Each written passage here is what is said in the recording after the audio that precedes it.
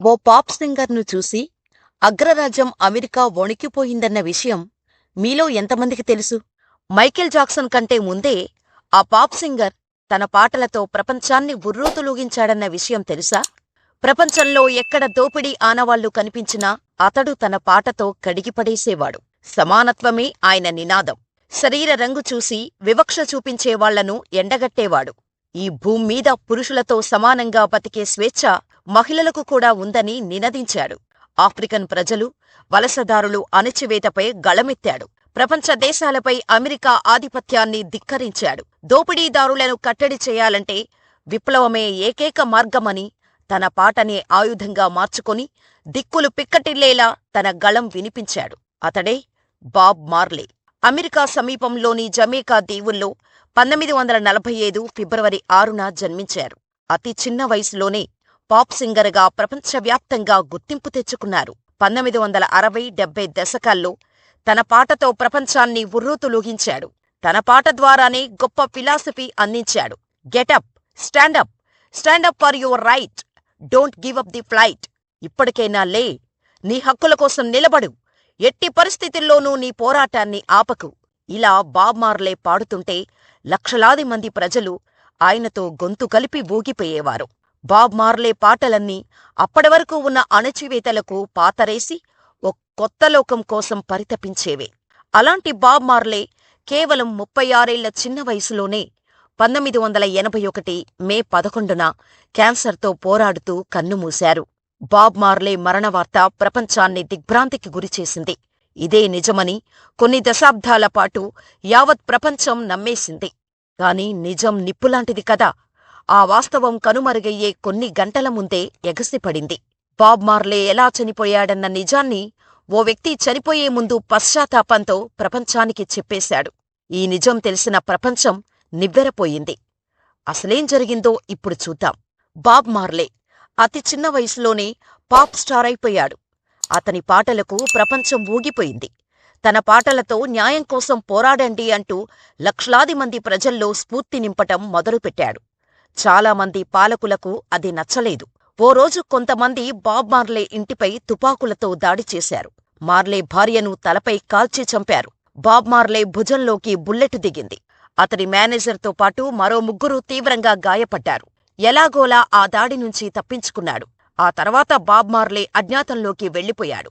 కొన్నాళ్లకు క్యాన్సర్ వ్యాధి బారిన పడి చనిపోయాడు. ఇది ఇప్పటివరకు అందరికీ తెలిసిన స్టోరీ. కాని ప్రపంచానికి తెలియని అసలు కథను బిల్ ఆక్స్లే అనే వ్యక్తి 80 ఏళ్ల వయసులో చనిపోతూ డెత్ బాడీపై ఉన్నప్పుడు బయటపెట్టాడు. Bill Oxley American CIA agent.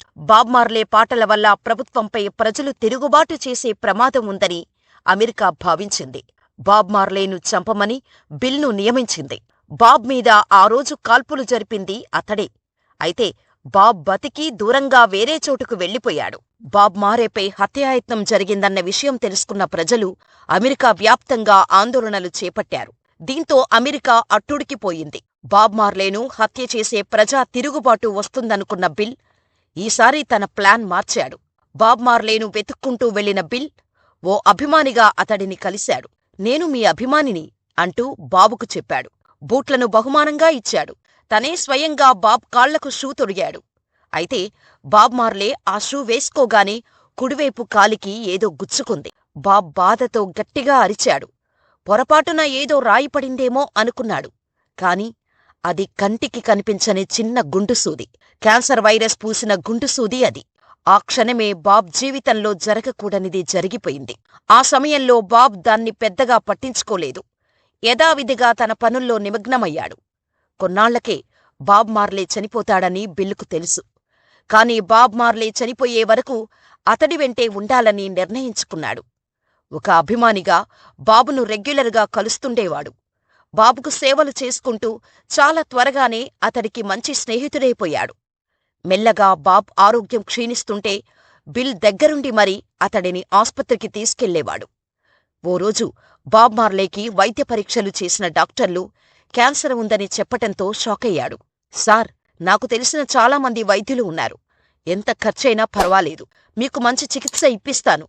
మీలాంటి వాళ్లు బతకాలి. అన్నీ నేను చూసుకుంటాను అని బాబ్ మార్లేను బిల్ను నమ్మించి ప్యారిస్కు తీసుకెళ్లాడు. ప్యారిస్లో కొన్నాళ్లు చికిత్స చేశారు. అయినా ఫలితం లేదు.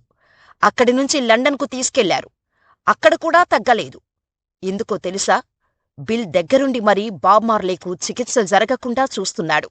చివరిగా తనకు పూర్తి కంట్రోల్ ఉన్న అమెరికా దేశానికి తీసుకెళ్లాడు. ఓ ఆస్పత్రిలో ఉంచి పూర్తిగా బాబ్ మార్లేకు చికిత్స జరగకుండా చూస్తున్నాడు. బిల్ చేతుల్లోనే బాబ్ చివరి క్షణాలు గడిచాయి. చనిపోయే ముందు తన జీవితంలో బిల్ లాంటి స్నేహితుడు ఉన్నందుకు బాబ్ మార్లే ఎంతో ఆనందపడ్డాడు. చివరి వరకు బిల్ తన వెంట ఉండి అన్నీ చూసుకున్నాడని బాబ్ మార్లే కన్నీళ్లు పెట్టుకున్నాడు. కృతజ్ఞతాభావంతో బిల్ను చూస్తూ తుదిశ్వాస విడిచాడు. దేశం కోసం బాబ్ మార్లేను చంపాడే తప్ప బిల్లుకు కూడా బాబ్ మార్లే అంటే చాలా ఇష్టం. అప్పటివరకు అతను CIA ఏజెంట్గా 17 మందిని చంపాడు. కాని బాబ్ మార్లే వంటి వ్యక్తిని నమ్మించి మోసం చేయటం గుర్తొచ్చినప్పుడల్లా పశ్చాత్తాపంతో కుంగిపోయేవాడు. చివరికి చావు బతుకుల మధ్య బెడ్డుపై ఆ నిజాన్ని ఒప్పుకొని బిల్ ఆక్స్లే చనిపోయాడు. ఆ తర్వాత బిల్ చెప్పినవన్నీ అబద్ధాలని అమెరికా ప్రభుత్వం కొట్టిపారేసింది. ఇలాంటివన్నీ ఎప్పుడూ రహస్యాలుగానే మిగిలిపోతాయి. ఒకవేళ తొలిసారి దాడి చేసినప్పుడే బాబ్ మార్లే చనిపోయి ఉంటే ప్రజలే తిరుగుబాటు చేసి ప్రభుత్వాన్ని కూల్చేసేవాళ్లేమో. కాని క్యాన్సర్ వల్ల చనిపోయాడని తెలిసి అందరూ అయ్యో పాపమని నిట్టూర్చారు. బాబ్ మార్లేను ఇంత పకడ్బందీగా ఎందుకు చంపాల్సి వచ్చింది? ఒకవేళ బాబ్ మార్లే బతికుంటే అమెరికాలో విప్లవం వచ్చేదా? మీ అభిప్రాయమేంటో మాకు కామెంట్ రూపంలో తెలియచేయండి. అలాగే మన ఛానల్ని సబ్స్క్రైబ్ చేసుకుని మీకు ఈ వీడియో నచ్చితే లైక్ చేసి షేర్ చేయండి.